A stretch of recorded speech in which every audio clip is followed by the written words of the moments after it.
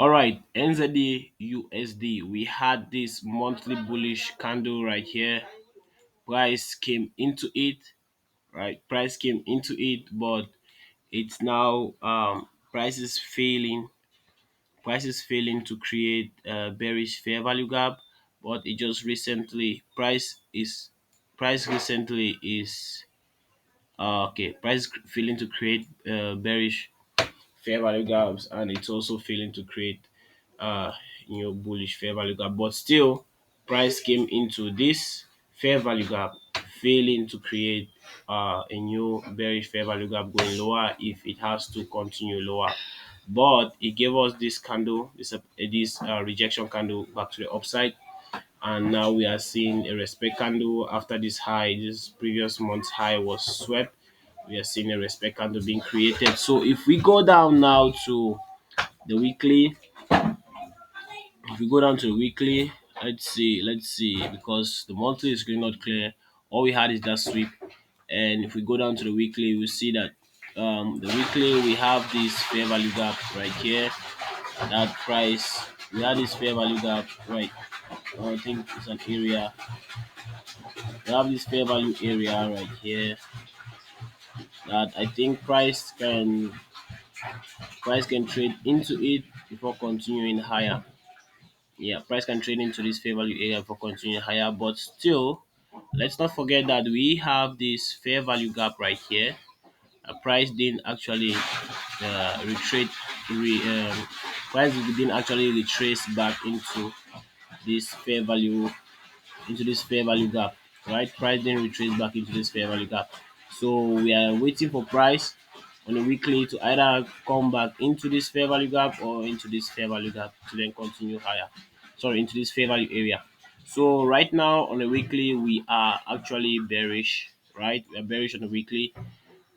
It's a short-term bearish. It's a short-term bearish. So on the daily,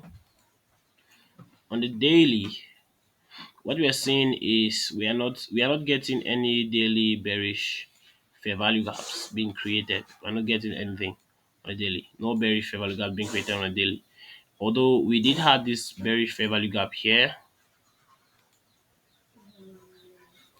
Okay. We did have this bearish fair value gap right here, but price already traded into it and then pushed lower, right? But it's now failing to create new bearish fair value gap. So all we need to do is to wait for the next bearish fair value gap to be created. But on the 4 hour, what do we see? What do we see on the 4 hours?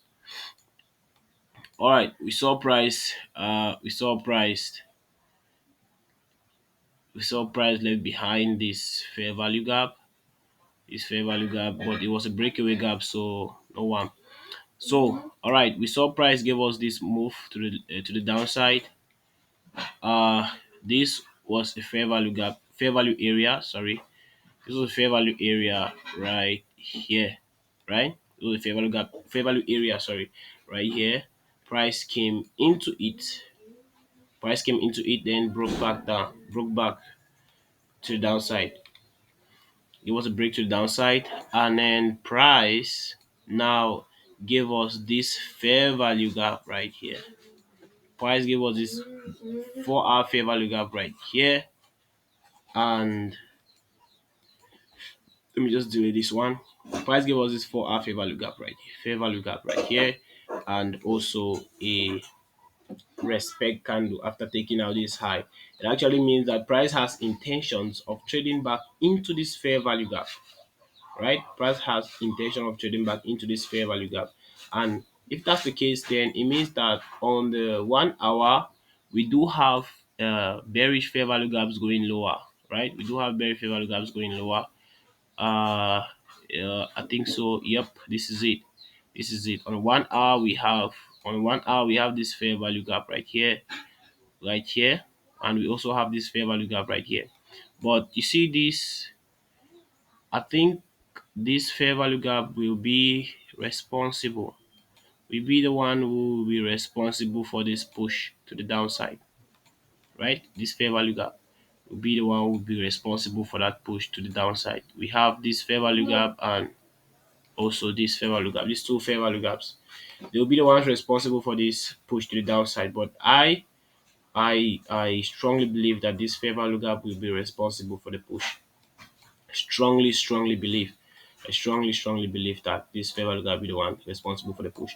So what I think you should do is that you should wait for price to retrace in here, and then when price retrace in here, just go down to the 15 minute, and you go down to the 15 minute, wait for fair value gaps going lower, then you can take your trade from there and then continue. The reason why we're going down to the 15 minute to trade the 15 minutes fair value gap is because this is actually our first, this is like our first step. Like this is where we're waiting for price. This is the first level at which we are waiting for price to make a move, right?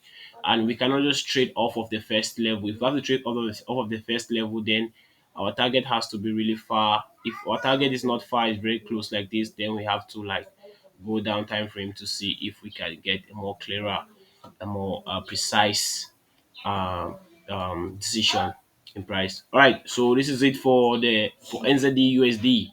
Waiting for price to retrace back into any of these fair value gaps, then give us those signs of rejection from the 15 minutes. Then we can then trade targeting this box, this fair value gap right here.